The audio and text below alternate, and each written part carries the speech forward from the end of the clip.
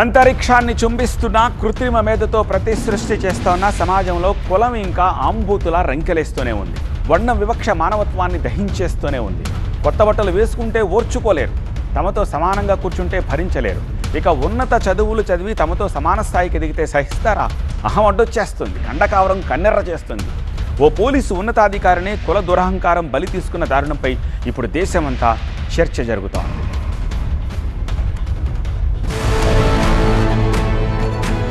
ప్రపంచమంతా మారుతోంది, మన దేశం కూడా మారుతోంది. కానీ నరాన జీర్ణించుకుపోయిన కుల వివక్ష జాడ్యంలా సమాజాన్ని పట్టి పీడిస్తూనే ఉంది. ఎన్నో అడ్డంకులను అధిగమించి ఓ స్థాయికి ఎదిగిన వారిని కూడా గుచ్చి వేధిస్తోంది, మానసిక వ్యధకు గురి చేస్తోంది.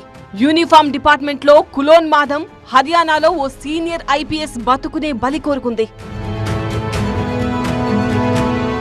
చిన్న విషయం కాదిది, దేశమంతా సిగ్గుపడాల్సిన దారుణం, పాలకులు బాధ్యత వహించాల్సిన అమానుషం.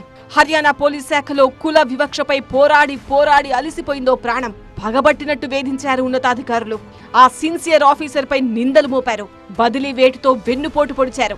చివరికి ఆత్మహత్య చేసుకునే పరిస్థితి కల్పించారు. కుల గబ్బుతో కుళ్లిపోయిన ఈ వ్యవస్థను ఇక మార్చలేననే ఆవేదనతో ప్రాణాలు తీసుకున్నారు సీనియర్ ఐపీఎస్ అధికారి పూరన్ కుమార్. డీజీ ర్యాంకుకి ఎదిగిన అధికారికి వేధింపులేంటి అంటే అక్కడంతే. అగ్రవర్ణ దురహంకారం, నెత్తికెక్కిన అధికారం. దళితుడుగా పుట్టడమే పూరన్ కుమార్ నేరం. పోలీస్ డిపార్ట్మెంట్ లో దగ్గర 25 ఏళ్ల సర్వీస్. 2001 బ్యాచ్ హర్యానా కేడర్ అధికారిని ఓ కరుడుగట్టిన నేరస్తుడిలా వెంటాడింది డిపార్ట్మెంట్లోని అగ్రవర్ణం. పోలీస్ శాఖలో కుల వివక్ష సహా అవినీతి అక్రమాలకు వ్యతిరేకంగా గొంతెత్తిన డీజీ పూరన్ కుమార్ ను వెంటాడి వేధించింది. ఓ లంచం కేసు కూడా మోపింది. సిన్సియర్ గా ఉండడమే కాదు, తాము చిన్న చూపు చూసే వర్గం నుంచి వచ్చిన వ్యక్తి ఉన్నత హోదాలో ఉండడాన్ని కొందరి అహం తట్టుకోలేకపోయింది. సృష్టికి ప్రతి సృష్టి చేస్తున్న కాలమిది. కానీ కుల వైరస్ దశాబ్దాలుగా ఈ వ్యవస్థను పీడిస్తూనే ఉంది. హర్యానా లాంటి రాష్ట్రంలో కుల కండకావరం రక్తంలో కలిసిపోయింది. సుప్రీంకోర్టు వద్దన్నా ఆగని కాఫ్ పంచాయతీలు అక్కడ ప్రజాస్వామ్య వ్యవస్థను పరిహాసం చేస్తున్నాయి. చిన్న కులాల వారు అణిగిమణిగి ఉండాలనే ధోరణి ఇప్పటికీ పల్లెల్లో రాజ్యమేలుతోంది. పల్లెల్లో పాత వాసనలు పోలేదని సరిపెట్టుకుందామన్నా ప్రజాప్రాతినిధ్యంలో, ప్రభుత్వ వ్యవస్థలోనూ ఈ జాఢ్యం కొనసాగుతోంది. మనం అనుకుంటూ బలమైన వర్గం ఏకమవుతోంది. పూరన్ కుమార్ లాంటి బలహీనుణ్ణి బలి తీసుకుంటోంది. 24 ఏళ్లలో పూరన్ కుమార్ ఎంత మానసిక సంఘర్షణకు గురై ఉంటారు? ఈ స్థాయికి రావడానికి ఆయన ఎంత పోరాటం చేసుంటారు? బాల్యంలో ఎన్ని వివక్షలు, అవమానాలు ఎదుర్కొని తన గమ్యానికి చేరుకుని ఉంటారు. కాలంతో పాటు పరిస్థితులు మారతాయని ఆయన కూడా అనుకున్నారు. 3 దశాబ్దాల క్రితం ఆయన కూడా సమాజంలో ఎన్నో వివక్షలు, వేధింపులు తట్టుకొని నిలబడబట్టే ఈ స్థాయికొచ్చుంటారు. కానీ ఇన్నేళ్ల సర్వీస్లో కోరుకున్న మార్పు కనిపించలేదు. సర్దుకుపోవడానికి, నిందలు మోయడానికి స్వాభిమానం అంగీకరించలేదు. అందుకే మరణ వాంగ్మూలం రాసి కుతంత్రపు లోకం నుంచి నిష్క్రమించారా ఐపీఎస్ ఆఫీసర్. ఏపీకి చెందిన పూరన్ కుమార్ చివరి క్షణం దాకా రాజీ లేదన్నట్టే నిప్పులా బతికారు. ఆ నిజాయితీ తమను దహిస్తుందని సహచర అధికారులు భయపడ్డారు. 2008లోనే ఓ సీనియర్ ఐపీఎస్ అధికారి వేధింపులపై జాతీయ ఎస్సీ కమిషన్ కు పూరన్ ఫిర్యాదు చేశారు.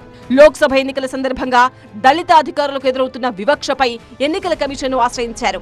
గతంలో ఐపీఎస్ అధికారుల పదోన్నతుల్లో అక్రమాలపై హర్యానా సీఎంకు లేఖ రాశారు.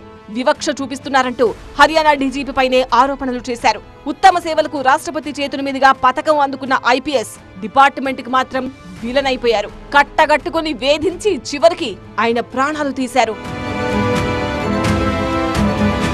లా అండ్ ఆర్డర్ కాపాడాల్సిన పోలీసు వ్యవస్థలోనే కుల వివక్ష ఈ స్థాయిలో ఉంటే ఇక మిగిలిన ప్రభుత్వ శాఖల్లో, సమాజంలో అది ఎంత వికృత స్థాయిలో ఉందో ఊహించలేం. కాఫ్ పంచాయతీలకు భయపడి ఈ మధ్య ఓ తండ్రి కూతురుని కాల్చి చంపాడు.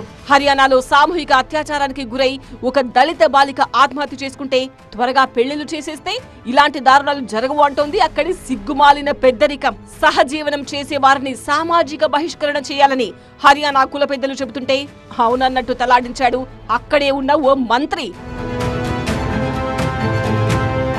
హర్యానాలో ఎటు చూసినా కులాల కుంపట్లే. అగ్రవర్ణం మాటే శాసనం అన్నట్టు ఉంటుంది చాలా పల్లెల్లో. పట్టణాలకొచ్చినా పెద్ద పెద్ద ఉద్యోగాల్లోకొచ్చినా ఆ కుల జాఢ్యాన్ని కొందరు వదిలించుకోలేకపోతున్నారు. తమకంటే తక్కువ కులపోడెవరైనా ఉన్నత స్థాయికి ఎదిగితే తమతో సరిసమానంగా నిలిస్తే తట్టుకోలేకపోతున్నారు.